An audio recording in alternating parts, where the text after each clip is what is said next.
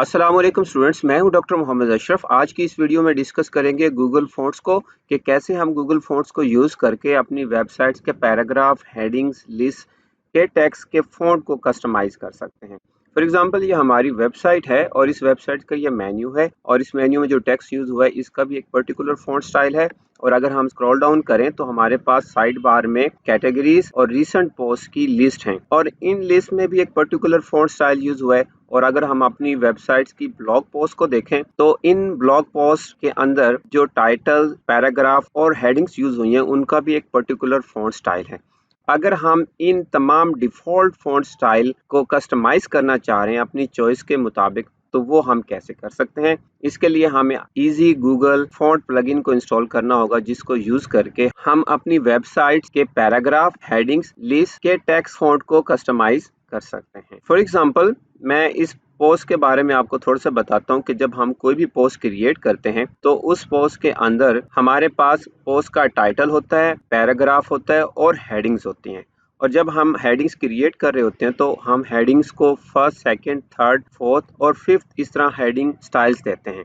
For example मैं edit post में जाके आपको दिखाता हूँ कि ये जो पोस्ट है, इस पोस्ट के अंदर मैंने जो हेडिंग्स क्रिएट की हैं तो वो हमने कैसे क्रिएट की हैं। टेक्स्ट एडिटर ओपन हो चुका है और अगर मैं इस पे क्लिक करूं तो आप देख सकते हैं कि इस पोस्ट की ये जो हेडिंग है, बेसिकली इसको मैंने एक स्टाइल दिया जिसको कहते हैं हेडिंग 1, हम यहाँ से देख सकते हैं। और इसी तरह ये सेकंड हेडिंग है, इसको मैंने जानबूझकर सेकंड हेडिंग 2 के नाम से एक स्टाइल था उसे चूज किया हुआ है। इसी तरह थर्ड जो हेडिंग है उसको मैंने हेडिंग 3 का एक स्टाइल साइन किया हुआ है। तो जब हम कोई भी पोस्ट क्रिएट करते हैं तो इस तरह हम पोस्ट के अंदर हेडिंग्स और पैराग्राफ्स क्रिएट करते हैं और इन हेडिंग्स और पैराग्राफ का जो टेक्स्ट होता है उसका एक पर्टिकुलर फॉन्ट स्टाइल यूज होता है। वो डिपेंड करता है आपकी थीम पे कि उस थीम में किस किस्म का फॉन्ट स्टाइल यूज हुआ है। अगर हम इन डिफॉल्ट फॉन्ट स्टाइल की बजाय कोई कस्टमाइज फॉन्ट स्टाइल यूज करना चाह रहे हैं तो उसके लिए हमें एक प्लगइन इंस्टॉल करना पड़ेगा और इस वीडियो में हम जो प्लगइन यूज करने वाले हैं वो है इजी गूगल फॉन्ट प्लगइन। इस प्लगइन को इंस्टॉल करने के लिए हम अपने वर्डप्रेस के एडमिन पैनल में जाते हैं और यहाँ प्लगइन के अंडर हमारे पास एक ऑप्शन है ऐड न्यू। मैं इस पर क्लिक करता हूँ और इजी गूगल फॉन्ट प्लगइन को सर्च और इंस्टॉल करता हूँ। यहाँ पे मैं सर्च करता हूँ इजी। आप देख सकते हैं कि लेफ्ट साइड में हमारे पास इजी गूगल फॉन्ट्स का ये प्लगइन शो हो रहा है और मैं इंस्टॉल नाउ पे क्लिक करके इसे इंस्टॉल करता हूँ। आप देख सकते हैं कि ये प्लगइन इंस्टॉल हो चुका है और मैं एक्टिवेट पे क्लिक करके इसे एक्टिवेट करता हूँ। प्लगइन इंस्टॉल हो चुका है और हमारे पास प्लगइन लिस्ट में ये वाला प्लगइन शो हो रहा है।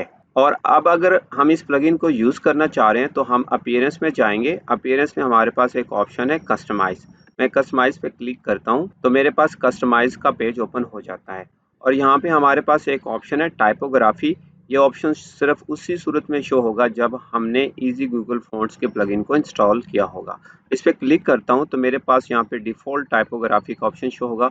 इस पर क्लिक करता हूँ फिर और हमारे पास यहाँ पे paragraph, heading 1, heading 2, heading 3, heading 4, heading 5 और 6 के ऑप्शन शो हो रहे हैं। मीन्स कि हम पैराग्राफ और हेडिंग्स के फॉन्ट्स को कस्टमाइज कर सकते हैं by using these different options. आप देख सकते हैं कि राइट साइड में हमारे पास वेबसाइट का लाइव प्रीव्यू शो हो रहा है और लेफ्ट साइड में हमारे पास डिफ़ॉल्ट टाइपोग्राफी के ऑप्शन शो हो रहे हैं। मीन्स कि हम यहाँ पे जो जो कस्टमाइजेशन करेंगे राइट साइड में वो वाली कस्टमाइज हमारे पास शो होंगे।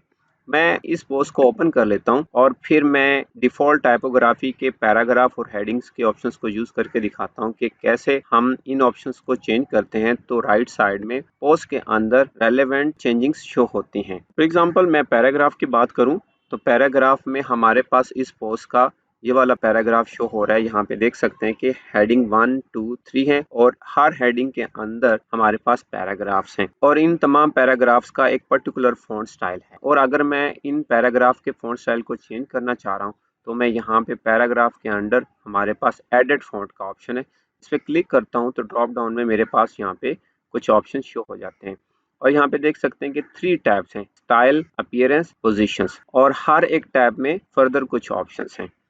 आप देख सकते हैं यहाँ पे फॉन्ट फैमिली है, यहाँ पे थीम डिफ़ॉल्ट फॉन्ट्स यूज हो रहा है। मीन्स कि यहाँ पे ये जो पैराग्राफ का टेक्स्ट है इसका एक डिफ़ॉल्ट थीम फॉन्ट स्टाइल है जो यूज हुआ है और यहाँ पे शो हो रहा है। मैं अगर इसे चेंज करना चाह रहा हूँ तो मैं यहाँ से क्लिक करके इसे चेंज कर सकता हूँ आप देख सकते हैं कि यहाँ पे फ़ॉन्ट फैमिली में हमारे पास बहुत सारे फ़ॉन्ट्स हैं और इनमें से कोई भी फ़ॉन्ट हम यूज़ कर सकते हैं।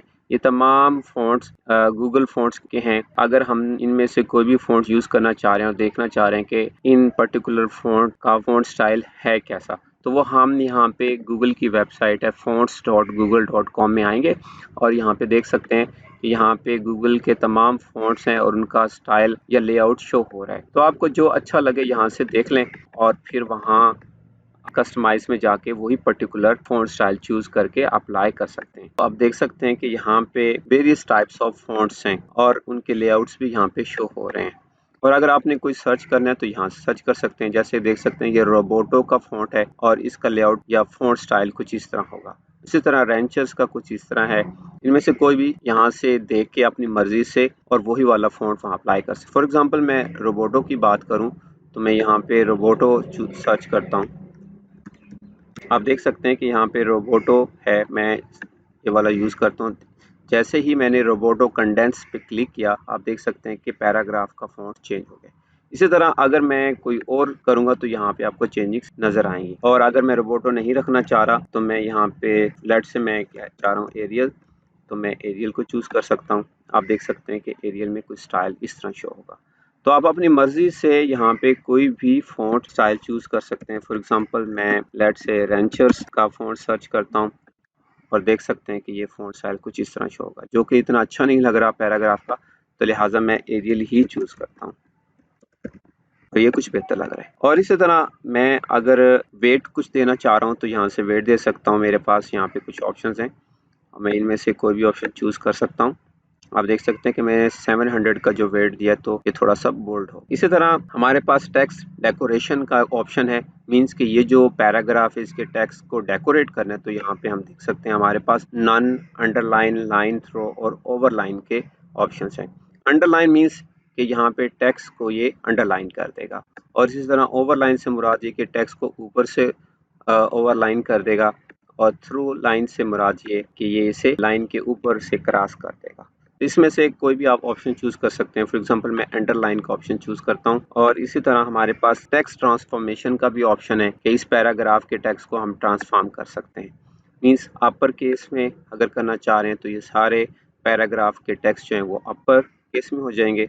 इसी तरह अगर लोअर केस में करना चाह रहे हैं तो लोअर केस में हो सकते हैं।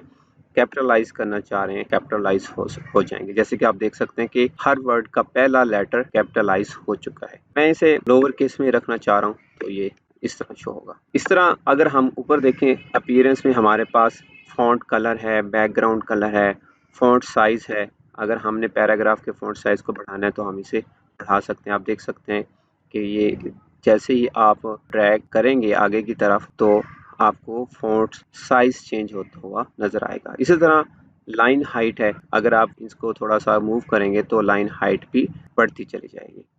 और इसी तरह लेटर स्पेसिंग का ऑप्शन है आपके पास, लेटर्स के दरमियान आप स्पेस जितनी रखना चाह रहे हैं आप यहाँ से सेट कर सकते हैं। तो इसी तरह पोजीशनिंग में भी आपके पास ऑप्शंस हैं, margin, padding, border, border radius, display.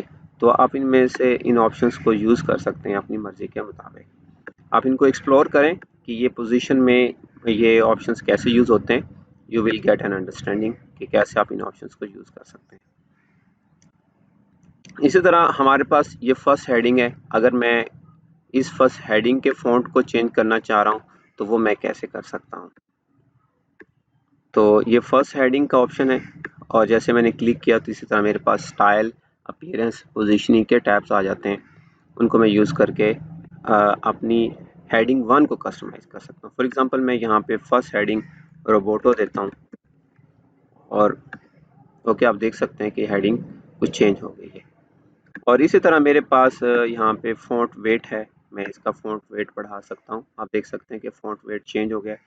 Text decoration है मेरे पास, मैं अगर इसको करना चाह रहा हूँ, ओवरलाइन करना चाह रहा हूँ तो ये कुछ इस तरह शो होगी, या अगर मैं इसको अंडरलाइन ही कर दूँ तो ज़्यादा बेहतर है। और इसी तरह टेक्स्ट ट्रांसफॉर्मेशन है मेरे पास, मैं इसको अपर केस रखना चाह रहा हूँ तो ये इस तरह शो। तो ये इस तरह हम इन तीनों टैब्स के ऑप्शंस को यूज़ करके हम अपनी हेडिंग को कस्टमाइज कर सकते हैं। इसी तरह हेडिंग 2 है, हेडिंग 2 को भी हम कर सकते हैं। हमारे पास सेम एग्जैक्टली सेम ऑप्शंस हैं। मैं आपको करके दिखाता हूँ। फॉर एग्जांपल मैं ये वाला फ़ॉन्ट स्टाइल यूज़ करता हूँ, देख सकते हैं कि यहाँ पे कुछ इस तरह चेंजिंग शो हो रही है। अगर मैं ये करता हूँ तो कुछ इस तरह चेंजिंग शो हो रही है। तो हम अपने सेकंड हेडिंग को एग्जैक्टली इसी तरह कस्टमाइज कर सकते हैं जैसे हमने हेडिंग 1 को किया है। टेक्स्ट डेकोरेशन दे सकते हैं और ट्रांसफॉर्म भी कर सकते हैं। इसी तरह अगर हम थर्ड हेडिंग को करना चाह रहे हैं तो वो भी हम कर सकते हैं। एडिट फॉन्ट में जाके हम इसे एडिट कर सकते हैं। अब फॉर एग्जांपल मैं इसको ये वाला स्टाइल लेता हूँ, ये कुछ इस तरह है। अगर मैं इसको चेंज करना चाह रहा हूँ, कोई और रखना चाह रहा हूँ, तो यहाँ से बहुत सारे ऑप्शंस हैं, इनको मैं चूज़ कर सकता हूँ। फॉर एग्जांपल मैं रेंचर्स का फॉन्ट स्टाइल लेता हूँ। ओके, आप देख सकते हैं कुछ इस तरह ये शो हो रहा है और मैं इसको अंडरलाइन कर देता हूँ और मैं इसको अपर केस में कर देता हूँ। देखें कुछ इस तरह ही शो होगा। इसी तरह अगर हमारे पास हेडिंग 4 है, हेडिंग 5 और 6 है, तो हम इन हेडिंग 4 और 5, 6 के अंदर जाके फॉन्ट्स को एडिट कर सकते हैं।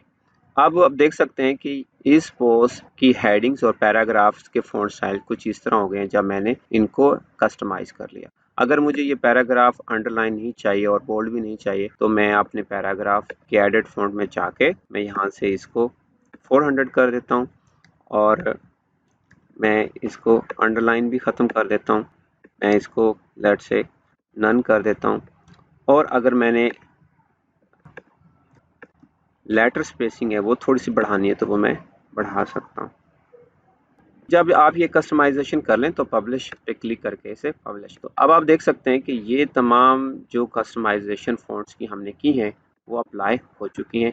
मैं अगर इस पर क्लिक करूं और कोई और पोस्ट ओपन करूं तो हमारी वेबसाइट्स में जितने भी पोस्ट होंगे उन सब पे ये वाली कस्टमाइजेशन अप्लाई हो चुकी होगी। फॉर एग्जांपल मैं ये हाउ लूजिंग वेट वाली पोस्ट ओपन करता हूँ तो आप देख सकते हैं कि इस पोस्ट का जो पैराग्राफ का फॉन्ट स्टाइल है वो भी चेंज हो चुका है। तो इस तरह आप अपनी पूरी वेबसाइट्स की तमाम पोस्ट के पैराग्राफ्स हेडिंग्स को यहाँ से डिफ़ॉल्ट टाइपोग्राफी में पैराग्राफ हेडिंग्स के ऑप्शंस को यूज़ करके फॉन्ट्स को एडिट कर सकते हैं। अब अगर आप देखें हमारी वेबसाइट्स के मेन्यू का टेक्स्ट और जो साइड बार में कैटेगरीज और रिसेंट पोस्ट की लिस्ट का जो टेक्स्ट है वो कस्टमाइज नहीं हुआ। हमारे पास यहाँ पे ऑप्शन नहीं है जिनको यूज करके हम अपनी वेबसाइट्स में लिस्ट यूआरएल्स के टेक्स्ट के फॉन्ट को कस्टमाइज कर सकें। अगर हम ये चाहते हैं कि हम अपनी वेबसाइट्स की कैटेगरीज, रिसेंट पोस्ट या लिस्ट के टेक्स्ट के स्टाइल को भी कस्टमाइज करें तो वो हम कैसे कर सकते हैं। हम इजी गूगल फॉन्ट के प्लगइन की सेटिंग में जाके वहाँ से CSS की कस्टमाइजेशन करके फिर हम यहाँ कैटेगरीज की लिस्ट के फॉन्ट को कस्टमाइज कर सकते हैं। तो मैं प्लगइन की सेटिंग में जाता हूँ और यहाँ से मैं एग्जिट होता हूँ। आप देख सकते हैं कि ये प्लगइन की लिस्ट आ गई और यहाँ पे हमारा प्लगइन है इजी गूगल फॉन्ट्स। मैं इस सेटिंग पे क्लिक करता हूँ। अब मैं क्योंकि लिस्ट को कस्टमाइज करना चाह रहा हूँ या यूआरएल्स को कस्टमाइज करना चाह रहा हूँ तो मैं यहाँ पे एक CSS कंट्रोल क्रिएट करूँगा। मैं यहाँ पे लिखता हूँ कस्टमाइज और क्रिएट फॉन्ट कंट्रोल पे क्लिक करता हूँ। आप देख सकते हैं कि यहाँ पे ऐड CSS सिलेक्टर्स का ऑप्शन शो हो रहा है और यहाँ पे मैं इस बॉक्स में CSS सिलेक्टर्स क्रिएट कर सकता हूँ। फॉर एग्जांपल मैं अब अपनी वेबसाइट्स के साइड बार में ये जो कैटेगरीज हैं या रिसेंट पोस्ट हैं इन लिस्ट के फॉन्ट को कस्टमाइज करना चाह रहा हूँ तो मैं वो कस्टमाइज करने के लिए इनके सिलेक्टर्स क्रिएट करूँगा। फॉर एग्जांपल लिस्ट है। अगर मैं इसके इंस्पेक्ट करके देखूँ तो यहाँ पे मुझे पता चलेगा ये बेसिकली लिस्ट है। जैसे कि देख सकते हैं LIUL मीन्स कि हमें यहाँ पे जो सिलेक्टर क्रिएट करने हैं वो LIUL और अगर कोई सेक्शन है तो मैं यहाँ पे सेक्शन लिख के सिलेक्टर क्रिएट करूँगा और टेबल कोई है उस टेबल का भी फॉन्ट स्टाइल हमने चेंज करना है तो मैं यहाँ से क्रिएट कर लूँगा।